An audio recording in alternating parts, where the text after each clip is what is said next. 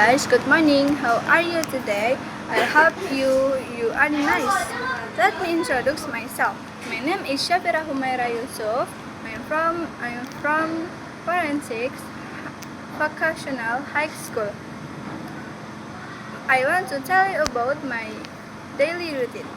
I wake up at 5 a.m. every day. I brush my teeth and shower.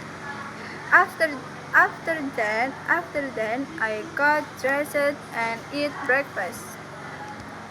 Then I go to school at 6 a.m. In the afternoon, I do my homework and sometimes help my parents. In the evening, I watch a movie and read a novel. I go to bed at 6